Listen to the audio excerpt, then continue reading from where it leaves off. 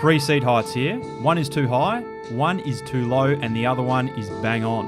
Which one is right, and how do you nail your own seat height with a simple approach?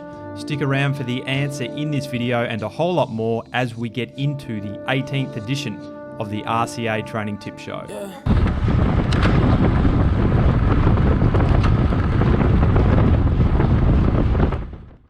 So we're back with bike fitting expert Neill Standbury, who's been fitting road cyclists for 10 years in conjunction with being a sports physiotherapist. A few quick things before we get into this piece. Neill says at the end of this video, it doesn't show up on footage very well, which is a real pain. So despite the fact that I've shot some of this footage at 100 frames per second and slowed it right down, it's still quite hard to pinpoint or see some of the things that Neill is describing. Secondly, Neill provides a fair amount of context up front about the seat either being too high or too low before providing a simple approach about how you can go about nailing your own seat height. And lastly, don't forget, I've got a free ebook for road cyclists looking to take their performance to the next level, which I'll link to below. So let's get into it.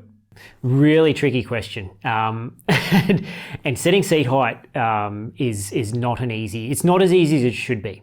If the person's got really good body awareness, they will be able to tell when their seat height is really good versus fractionally too high.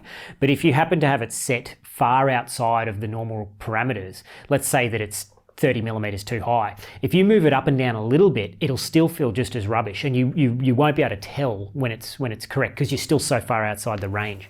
So first you've got to get the range roughly right. What do you typically see? People have it too high or too low?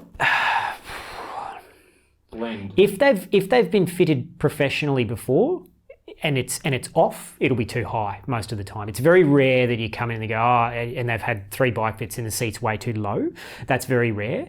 Some of the better known motion tracking software recommendations of knee angles, which is one of the, they say, your knee angle at the bottom of the stroke should be between 27 and 33 degrees or something. Those seat heights tend to, when they come in to see me, they tend to almost universally be somewhere between 10 and 20 millimeters too high for that rider. Wow. So yeah, we won't mention names or companies, but those, if they're wrong, if they've come from that motion tracking software angle recommendation, it's usually too high by a reasonable margin. So this is how I do it. I'll explain some of the rationale behind how this works. You got to understand a little bit of the basics of the leg as it's moving through the stroke. So as if you imagine this is a representation of the person's knee, you've got the femur and their tibia here and the foot down the bottom. What I look for is a smooth, controlled extension moment at the bottom of the stroke. So as the leg starts to straighten out at the bottom of the stroke, as it reaches its maximal straightness, whatever angle that may be, if the person has got full control of that movement, then their seat height is either too low or just right. When they start to get a situation where this happens, and at the back of the knee, you start to see a rate of change of leg extension which starts to increase. So it comes down, it's extending at some normal control method, and then it flickers. When you start to see that flicker, that means that the seat is too high for that particular person who's got that particular cleat position and that Q factor or that saddle and all the other parameters. Let's assume that everything else is perfect, and you put the person's seat too high and you put them under a solid load. You have to test this under load. I tell my riders to ride at a sort of a threshold load, something around what they could maintain for 20 minutes or so. Yep. And you look for that control of the leg extension. So what's effectively happening here is if the knee gets too straight for that particular person, the quadricep, which acts over the front of the leg to extend the knee, starts to overpower the hamstring at the bottom of the stroke. And you basically end up with a power differential, which makes you lose control of the leg extension. And loss of power. Not as much as you'd think. Okay. Not as much as you think. You might read studies saying that, the seats going up and down doesn't affect outright VO2 max that much and this sort of thing. I think some of them say that if the seat's far too high, it certainly does. But if it's too low, it doesn't seem to affect VO2 max and power output that much. But what it will do is affect other things, like the person will start to compensate around the seat being too high. They'll start dropping one hip down to protect their dominant leg or something like that. So they're more likely to get injured. Yeah. If the seat's too high, you'll tend to burn up in your quads a lot. This is another way that you can possibly set it yourself at home. If you're doing some hard efforts, some sort of 3 or 5 minute efforts, and your quads are burning up and you feel no fatigue in your hamstrings, it often means the seat is too high. It can also mean that it's too far back or too forward, but let's forget about that for this subject of simplicity. It often means the seat is too high. You should, at the end of a really hard lot of intervals, feel pretty even fatigue between your quad, your hamstring, and hopefully your glutes, which means that you're spreading the load of power generation over the largest possible surface area of muscles. That's the ideal, kind of scenario. So you look for that control of the leg extension. And the reason that this unlocking occurs at the back of the knee when the seat is too high, if you look at a knee from the side, the hamstring tendons where they cross across the back of the knee, if this is the pivot point of your knee, the hamstring tendon, when the leg is straight, the hamstring tendons pass very close to the pivot point of the knee. The quadriceps tendon, the patella tendon, has got a patella in the middle of it, which acts as a lever arm to basically increase the leverage of the quadricep muscle group. So when the leg is straight, the quadriceps have much greater relative power than the hamstrings. So you can think of this as if you're trying to do like a seated leg extension, even when your leg is nearly fully straight, you've still got a lot of power in your quad. But if you try and do a hamstring curl in isolation with your leg straight, it's as weak as a kitten. If you bend your knee 90 degrees, however, the hamstring starts to become more powerful because essentially the pivot point as the knee rolls back, the hamstring pivot point is getting further away. So the lever arms become more equal when the leg bends. So as the leg becomes too straight, the quadriceps starts to generate too much power for the hamstring to control at the bottom of the stroke. And so you need to have a fairly smooth transition as the leg starts to extend to when it starts to bend again. You need to have a smooth transition of this movement. And if it's not smooth, if it starts losing control because your leg is getting too straight, you will compensate. And everything, this all comes back to compensation strategies. As soon as you lose control of the motion, the dominant hemisphere of your brain will start to protect your dominant leg. So if you have a person who is perfectly skeletally symmetrical and you put their seat too high, almost nobody sits too high and evenly overextends both legs. It just almost never happens. I've seen it once or twice ever. You put them too high and their brain goes, this is no good. If I keep doing this, I'm going to injure myself, right? So that what they will do is they will drop their dominant leg down and forward. In your case, it's your right leg. 80, 90% of us, we drop our right hip when there's a positional problem like this. And our brain does that to shorten up the reach to the cranks on the right-hand side. So you look at the person from the right and their right leg looks happy. It's got full control of the bottom of the stroke. And the left leg, because the hip is up and back and away from the crank, it's overextending. So the person will essentially display more asymmetry if the seat is too high. So if they don't have control, they will compensate. And really that's the biggest kind of problem. Is not so much that it's slightly too low, so you've lost 1 watt or 5 watts or something. If it's slightly too high, you will compensate.